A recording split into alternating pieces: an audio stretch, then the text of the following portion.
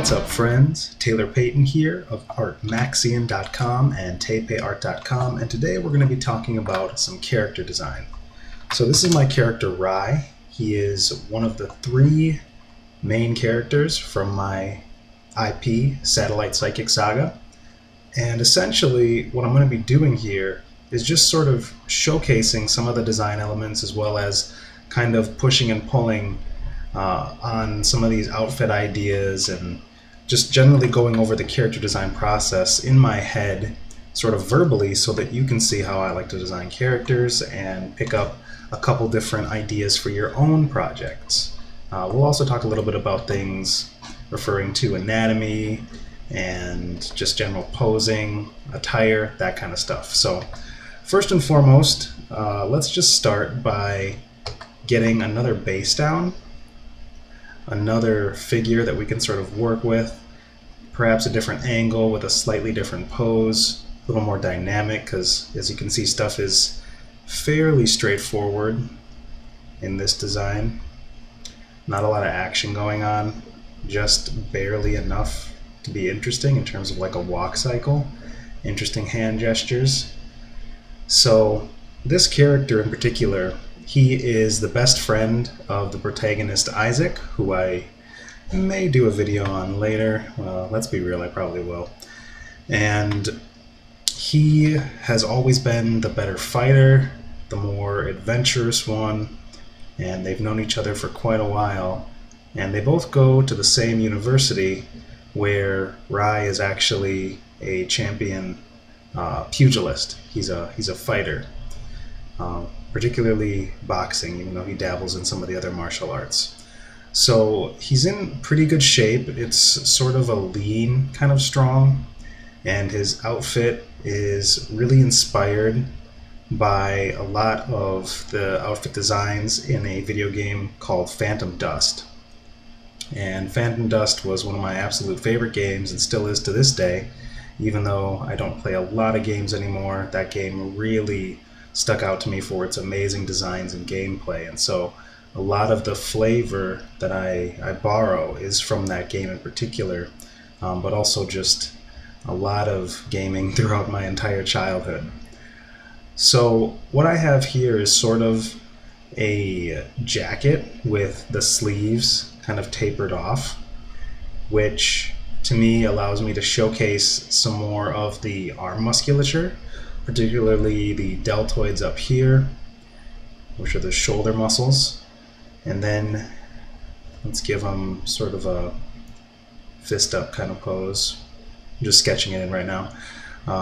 As well as the rest of the arm muscles, biceps, triceps, all that good stuff, showcasing that he uses his arms a lot to fight and to just do general exercises and activities.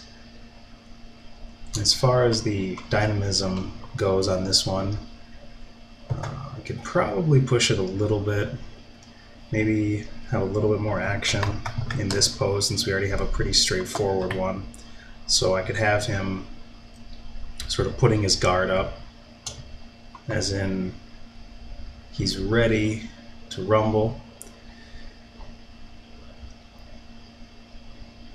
And a lot of this is just from me looking in the mirror prior to starting this and doing some anatomy studies on Pinterest. I'll just I'll just type into Pinterest anatomy drawings and find my favorite ones that have anatomical structures that I like and try to remember the shapes they're in. But I've also done a fair bit of life drawing to sort of back some of this up. But even so, we always want to be flipping our canvas to check if things are looking all right. As you can see, there's lots of twisting and warping in this particular musculature over there, so it's better just to simplify it to start out with. Get the bicep in there, tricep, and now we have less warping. It's a little low, however, so I'm going to move it upward. The wonderful magic of digital art. Now we have some more believability in terms of this pose here. In this arm, I'm using some foreshortening, so you'd see the bicep protruding out a little bit. Not much of the tricep in that particular position and pose. And then the biceps coming in front of the deltoid, which is the shoulder muscle. And this is just the first drawing. This is the first iteration, so I want to make sure that I'm just getting through all of the mistakes I need to before starting a more finished drawing. As far as the leg position goes, I'm going to zoom out a little bit so I can see the full figure and think about what sort of pose one might make if they were ready to actually go into a skirmish. And to me, that looks probably more like you'd want to make your body as thin as possible. So from the side, maybe something like this.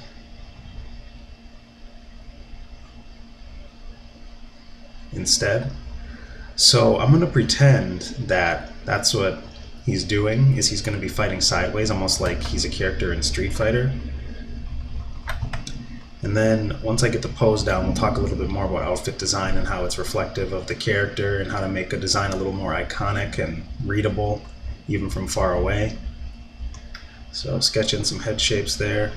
Doesn't need to be perfect, just has to have some decent positioning and some decent proportions. So that's looking a little big there. I'm going to scale that back.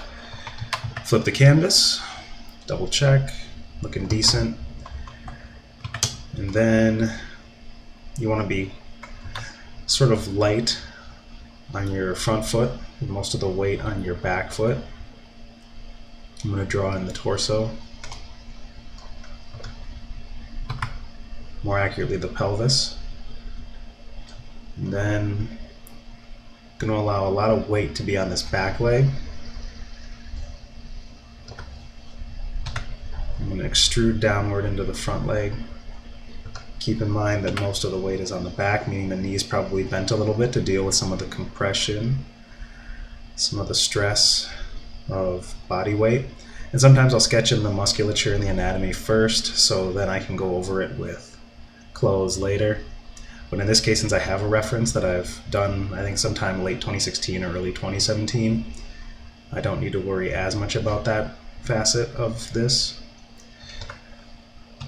But designing characters, in essence, is one of the greatest joys of art to me, wherein you're taking into account all of these ideas and items and creating a cohesive design.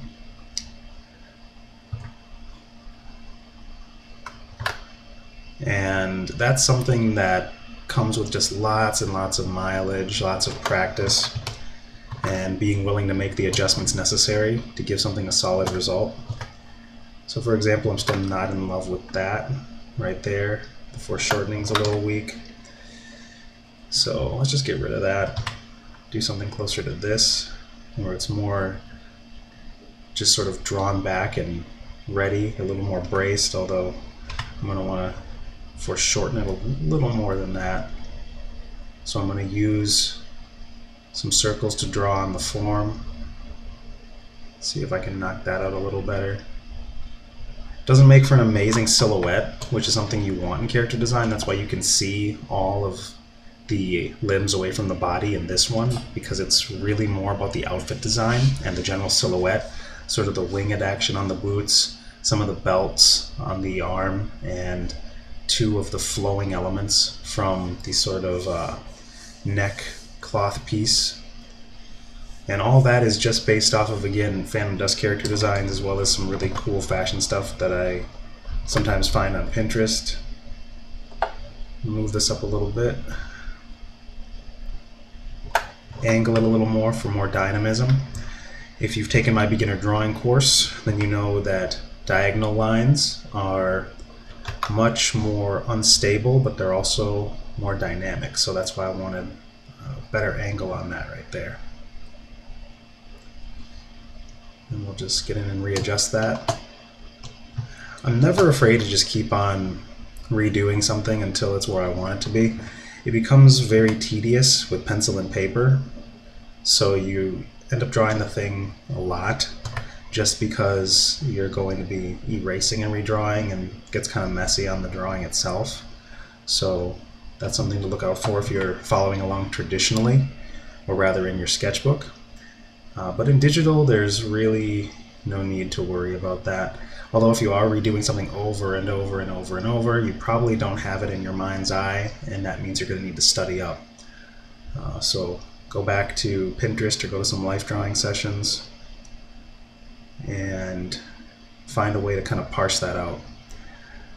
So I'm still continuing to configure these outfit elements and ideas, still continuing to flip the canvas and create a better fighter pose. Haven't drawn in any of the facial features of the head yet because that's usually better done near the end as far as getting a character design down. If you're not focusing on like a bust or a portrait, meaning like shoulders up or just a neck and a head, because that way you can really focus on the entire design rather than just the character. Character usually meaning like the facial features that distinguish them from any other being. So that's a pretty solid first drawing. I think that I could probably tweak the feet some more, and I will after this recording, just to give them a lighter, more Jeet Kune Do feeling, which is just a different type of martial arts. For now, let's zoom in and draw the head at a different angle. I didn't add the belts on the arms and all that good stuff yet because I want to talk about that later in terms of outfit design and what's reflective of the character and of the world. So I'm going to pull this drawing a little bit closer so I can see it. And then I'm going to duplicate my previous drawing with Command J or Control J if you're on Windows and in Photoshop. Knock back the opacity so I can focus more on the drawing I'm making rather than the drawing that I had previously made. And now I'm just going to think about the shapes that I've created here and how I can translate them to another angle, which is great for animation. It's great for just concept sheets and design in general and character designs, all that good stuff. So next, I'll just look at some of those hair shapes. The general big shape, just to help you guys break it down the way that I'm seeing it here. There's just a couple different shapes that largely make up the design, and those shapes are essentially this sort of banana bunch that rolls over the top of the head. The rest of it is just textural detail. So we want to think a lot about big shapes as we're designing characters, and then we can refine those down to medium shapes and then tertiary shapes after that. You also want to make sure we draw on the right layer. But yeah, you just want to liken the different shapes you're creating to larger shapes, familiar shapes. Food works really well for people if you don't have any sort of cannibalistic inclinations, I suppose. It's just easy to remember because people and food are things we see every day, and so to give yourself the advantage of memory in that capacity is really just a little hack for getting better results faster. I'll call this Rye Design Sheet. I'll just save that up to the desktop for now. Do a quick flip because I do it compulsively. And there'll probably be a little more cowlick action in the back. Cowlick is such a weird term if you think about it. I guess you might be like a farm kid out in the field and you come back in after the cow licked your head and like messed up your hair. I don't know, man. It's weird. So yeah, just sort of use that general banana bunch analogy to get those hair pieces in pretty quickly, since I already have the structure of the skull down, and I decide how much of that I'd like to actually keep of the sweep, or how much of it I'd like to hide as far as the big shapes go, because I have my small shapes in there now. Next, I'll go in and conceive of the face in a new angle. And right on cue, we have sirens outside. I don't know if you guys can hear those, but maybe they heard me talking about cannibalistic inclinations. Yeah, don't eat people. You'll get jaundice. And that makes you yellow. You don't want to be a yellow person with yellow skin and nails. That's nasty. Although, that could make for an interesting character design, just to bring us back to our topic. Anyway, this angle is one that I've drawn a fair amount. It's not quite 3/4. I don't know, maybe you call it like 4/5 or something, where the character's nose bridge is getting in the way of the other eye. Speaking of which, these eyes are a little asymmetrical, which is why I'm glad I'm working on this project still and continuing to refine these designs even years later. Don't let your dreams be dreams. Freaking work on your stuff. Because you'll get better over time and you can continue to expand upon it. You can continue to expand upon it and see how far you've come as far as skills go and all that good stuff. So, yeah, I didn't dig the eye block in on that, so we'll flip and try again. And once I get the head in, I'll probably wrap this video up just to respect your time. The full video and recording will be available to my patrons on Patreon, probably at the end of this week, as well as the people who buy my Art Maxion tutorial bundle with my beginner drawing course, beginner painting course, and just every tutorial I've made for the past like 6 years running this channel. Yeah, so that's a little bit better of a block in. I still might need to find reference just to get it as perfect as I want it. Also, drawing under the gun or live on camera is just a little bit different of a skill set. Usually if I really can't tell, I'll have to block in the rest of the face first, but there's still just a couple interesting eye positioning things that are eluding me at present, which is fine. You know, I don't expect perfection, but I expect myself to have the attention span to finish stuff, you know. Finish meaning to take it to the level it should be.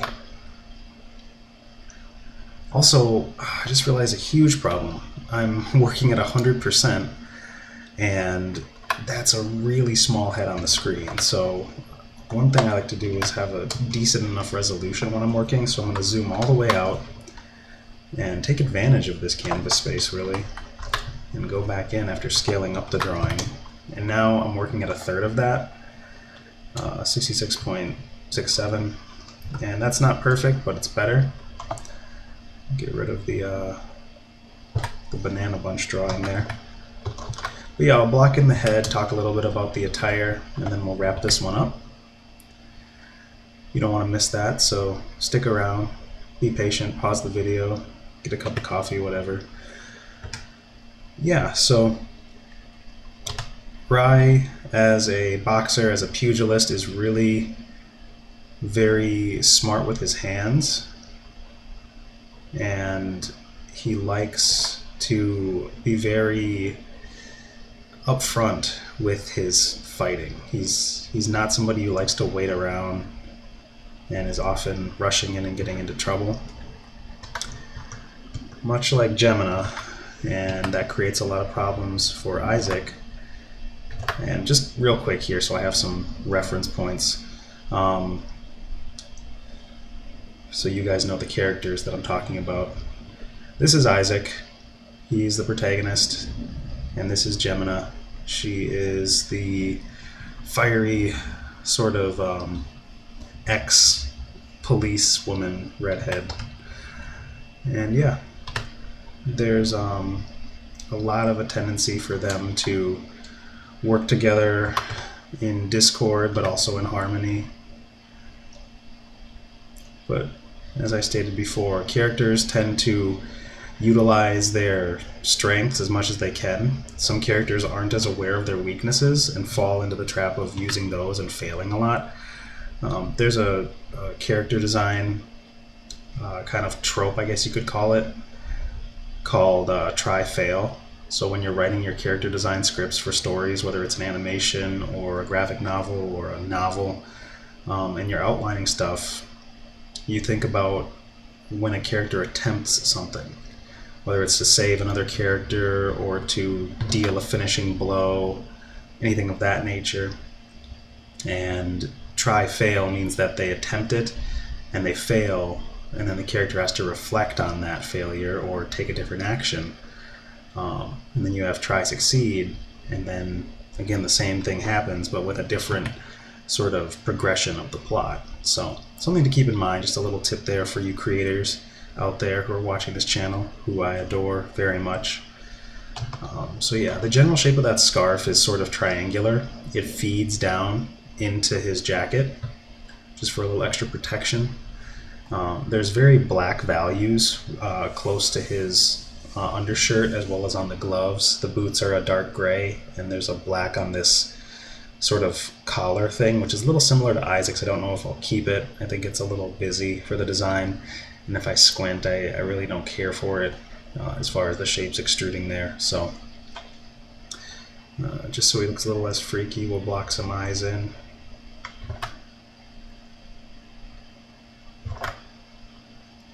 Then we'll flip the canvas again.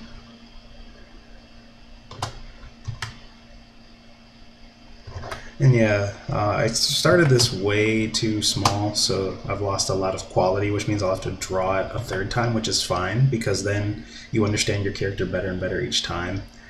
And that's a thing I'll probably end up doing as I finish up the tutorial for my patrons, as well as for the people who buy the Art Maxion tutorial bundle.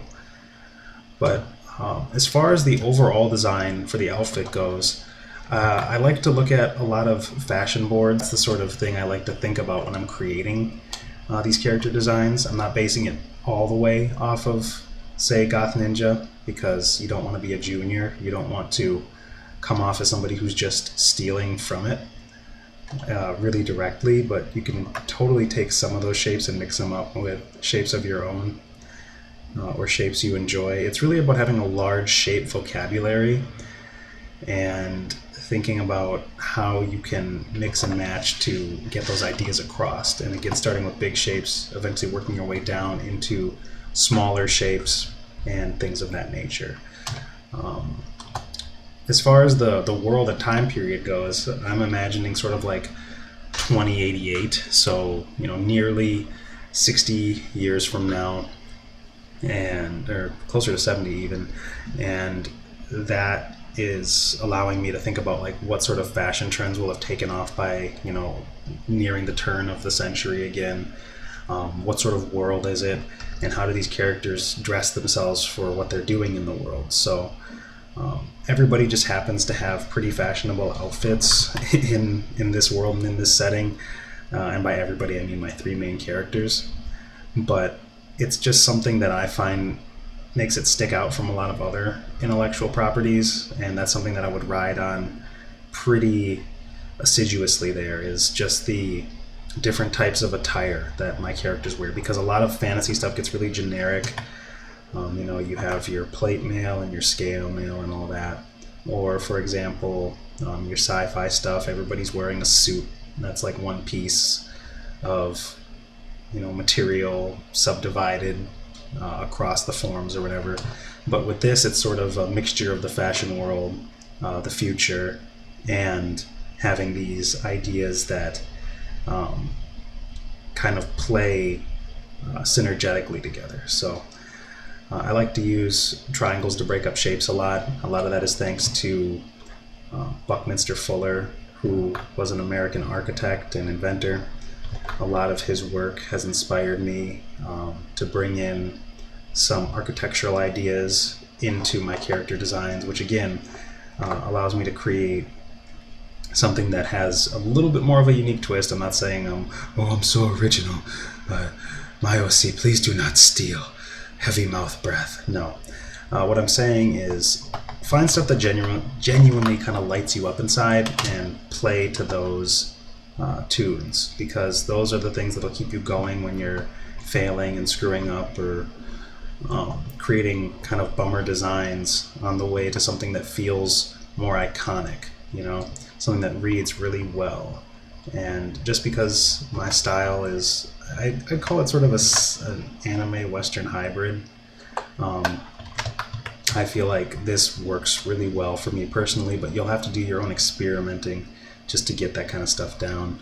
I talk a little bit more about character design in the course Characters That Captivate, which is again included in the Art Maxim tutorial bundle. So I think that about wraps it up for now. I hope you guys like the real-time video, wherein there's just more content, a little bit of a slower pace, and I'm gonna keep on fixing this up, making it the best drawing that it can be as far as me working on my project goes. That I want to thank you all for supporting on Patreon and allowing me to continue creating it and taking less and less client work and work more and more on personal stuff.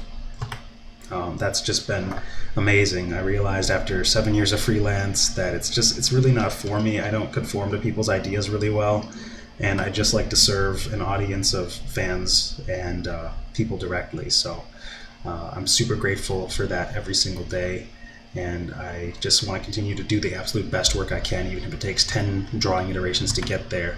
So thank you for watching, and keep an eye out for the next videos where I'll continue working on different areas and elements of art, particularly on Satellite Psychic Saga, until I'm able to finish this project. Then I really won't be attacking too many other realms or diverting too far away, because I still get a lot of room to play in concept art and illustration. This work in progress illustration, for example, which still needs a lot of love, but it's coming along. So thanks for watching. I'm Taylor Payton of TayPayArt.com. All the stuff that I mentioned as far as courses and whatnot you can find in the description box. Thank you, thank you, thank you, and happy creating. Take care.